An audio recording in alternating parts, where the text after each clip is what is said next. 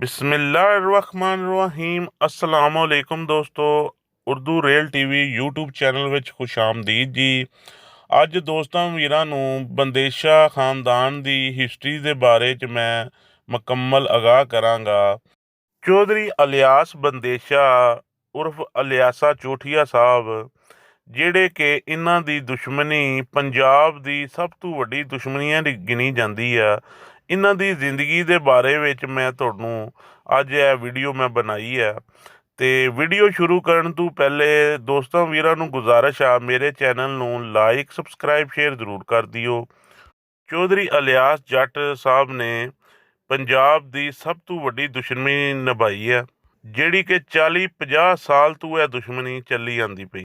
ਚੌਧਰੀ ਇਲਿਆਸ ਜੱਟ ਬੰਦੇਸ਼ਾ ਸਾਹਿਬ ਦੇ ਦੁਸ਼ਮਣਾਂ ਨੇ ਚੌਧਰੀ ਇਲਿਆਸ ਜੱਟ ਸਾਹਿਬ ਦਾ ਬਹੁਤ ਨੁਕਸਾਨ ਕੀਤਾ। ਚੌਧਰੀ ਇਲਿਆਸ ਜੱਟ ਸਾਹਿਬ ਦੇ ਵਾਲਦ, ਉਹਨਾਂ ਦੇ ਭਾਈ, ਇਹਨਾਂ ਦੇ ਜਿਤਨੇ ਦੋਸਤ ਯਾਰ ਸੀ ਉਹਨਾਂ ਨੂੰ ਕਤਲ ਕਰ ਦਿੱਤਾ ਗਿਆ। ਅਤੇ ਚੌਧਰੀ ਇਲਿਆਸ ਜੱਟ ਸਾਹਿਬ ਦੀ ਤਰਫੋਂ ਵੀ ਉਹਨਾਂ ਦੁਸ਼ਮਣਾਂ ਦਾ ਬੜਾ ਨੁਕਸਾਨ ਕੀਤਾ ਗਿਆ। ਉਹਨਾਂ ਦਾ ਇੱਕ ਬੇਟਾ, ਉਹਨਾਂ ਦਾ ਵਾਲਦ, ਉਹਨਾਂ ਨੂੰ ਕਤਲ ਕੀਤਾ ਗਿਆ। ਦਰਜਨਾਂ ਦੇ ਹਿਸਾਬ ਨਾਲ ਦੋਨਾਂ ਤਰਫੋਂ ਕਤਲ ਹੋਏ। ਲੇਕਿਨ ਇਨ ਸਾਰੀ ਕਾਰਵਾਈਆਂ ਦੇ ਵਿੱਚ ਹੋਣ ਦੇ ਬਾਵਜੂਦ ਜਿਹੜੇ ਦੁਸ਼ਮਣ ਚੌਧਰੀ ਇਲਿਆਸ ਜੱਟ ਸਾਹਿਬ ਦੇ ਸੀ, ਉਹਨਾਂ ਦਾ ਮਕਸਦ ਸਿਰਫ ਇਹੀ ਸੀ ਕਿ ਚੌਧਰੀ ਇਲਿਆਸ ਜੱਟ ਨੂੰ ਕਤਲ ਕੀਤਾ ਜਾਏ। ਲੇਕਿਨ ਇਹਨਾਂ ਦੇ ਜਿਹੜੇ ਦੁਸ਼ਮਣਾਂ ਦੀ ਇਹ ਖਵਾਇਸ਼ ਸੀ, ਇਹ ਪੂਰੀ ਨਾ ਹੋ ਸਕੀ।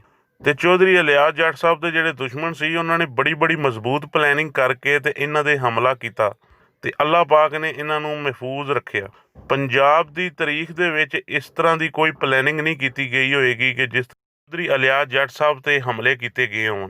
ਚੌਧਰੀ ਇਲਿਆਸ ਜੱਟ ਸਾਹਿਬ MNA ਸੀ, ਅਤੇ ਅਸੈਂਬਲੀ ਹਾਲ ਦੀ ਪਾਰਕਿੰਗ ਵਿੱਚ ਇਹਨਾਂ ਦੀ ਗੱਡੀ ਦੇ ਉੱਤੇ ਆਪਣਾ ਬੰਬ ਲਗਾਉਣ ਦੀ ਕੋਸ਼ਿਸ਼ ਕੀਤੀ ਗਈ, ਲੇਕਿਨ ਉਹ ਵੀ ਨਾਕਾਮ ਹੋ ਗਈ। ਫਿਰ ਮੁਖਾਲਫੀਨ ਨੇ ਇੱਕ ਲੜਕਾ ਤਿਆਰ ਕੀਤਾ। ਇਹਨਾਂ ਨੂੰ ਚੌਧਰੀ ਇਲਿਆਸ ਜੱਟ ਸਾਹਿਬ ਨੂੰ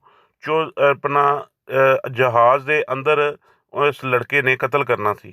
ਮੁਖਾਲਫੀਨ ਨੇ ਚੌਧਰੀ ਇਲਿਆਸ ਜੱਟ ਦੇ ਜਹਾਜ਼ ਦੇ ਵਿੱਚ ਉਹਨਾਂ ਦੇ ਨਾਲ ਵਾਲੀ ਸੀਟ ਜਿਹੜੀ ਉਸ ਲੜਕੇ ਦੀ ਰਖਾਈ। ਜਹਾਜ਼ ਦੇ ਅੰਦਰ ਇੱਕ ਤੇਜ਼ਦਾਰ ਆਲਾ ਪਹੁੰਚਾਇਆ। ਫਿਰ ਉਸ ਲੜਕੇ ਨੇ ਜਹਾਜ਼ ਦੇ ਅੰਦਰ ਤੇਜ਼ਦਾਰ ਜਿਹੜਾ ਆਲਾ ਸੀ ਉਹ ਚੌਧਰੀ ਇਲਿਆਸ ਜੱਟ ਦੇ ਉੱਤੇ ਰੱਖਿਆ, ਲੇਕਿਨ ਉਹ ਚਲਾ ਵੀ ਦਿੱਤਾ। ਲੇਕਿਨ ਅੱਲਾ ਦੀ ਜ਼ਾਤ ਪਾਕ ਨੇ ਚੌਧਰੀ ਇਲਿਆਸ ਜੱਟ ਸਾਹਿਬ ਨੂੰ ਉੱਥੋਂ ਉਸ ਹਮਲੇ ਤੋਂ ਵੀ ਮਹਿਫੂਜ਼ ਰੱਖ ਲਿਆ। ਲੇਕਿਨ ਅੱਲਾਹ ਪਾਕ ਦੇ ਹੁਕਮ ਨਾਲ ਚੌਧਰੀ ਇਲਿਆਸ ਜੱਟ ਸਾਹਿਬ ਨੇ ਆਪਣੀ ਪੂਰੀ ਜ਼ਿੰਦਗੀ ਜੀਵੀ ਔਰ ਆਪਣੀ ਤਬੀ ਮੌਤ ਹੀ ਵਫਾਤ ਪਾਈ।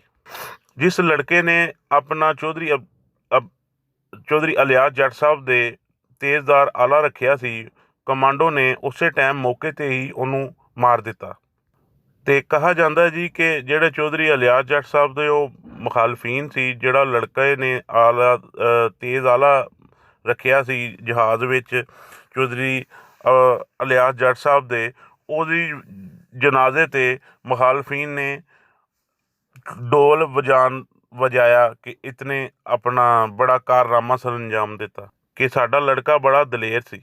ਭਲੇ ਆਪਣਾ ਚੌਧਰੀ ਇਲਿਆਸ ਜੱਟ ਸਾਹਿਬ ਇਹਦੇ ਹਮਲੇ 'ਚ ਮਰੇ ਨਹੀਂ, ਲੇਕਿਨ ਸਾਡਾ ਲੜਕਾ ਕਹਿੰਦੇ ਬਹੁਤ ਦਲੇਰ ਸੀ, ਅਤੇ ਉਹਦੇ ਜਨਾਜ਼ੇ ਨਾਲ ਢੋਲ ਵਜਾਉਂਦੇ ਰਹੇ। ਇਸੇ ਤਰ੍ਹਾਂ ਚੌਧਰੀ ਇਲਿਆਸ ਜੱਟ ਸਾਹਿਬ ਦੇ ਜਿਹੜੇ ਭਤੀਜੇ ਸੀ ਚੌਧਰੀ ਅਬਦੁਲ ਰਹਿਮਾਨ ਬੰਦੇਸ਼ਾ, ਉਹ ਵੀ ਚੌਧਰੀ ਇਲਿਆਸ ਜੱਟ ਤਰ੍ਹਾਂ ਆਪਣਾ ਲੋਕਾਂ ਦੇ ਕੰਮ ਆਉਂਦੇ ਸੀ।